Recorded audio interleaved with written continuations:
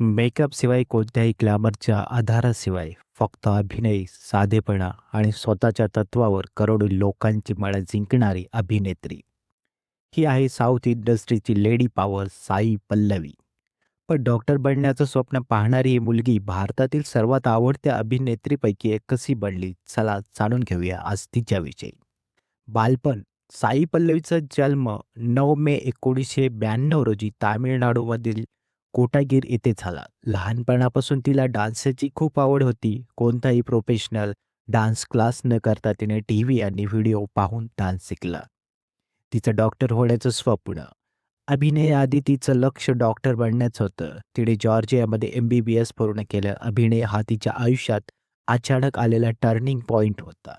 पहिली संधी तिला मिळाली 2015 मध्ये प्रेमम या चित्रपटाने तिचं आयुष्य बदलून टाकलं. या चित्रपटातील मलर हे पात्र लोकांच्या हृदयात घर करून गेलं आणि एका रात्रीत साई पल्लवी स्टार बनली.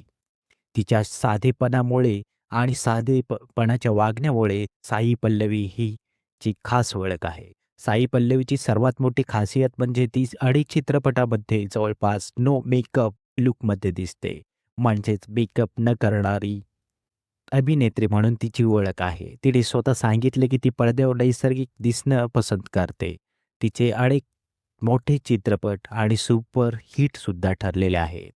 उदाहरण पाहायला गेलं तर फिदा असेल, काली, मारी 2, लव्ह स्टोरी, पुन्हा कारगी.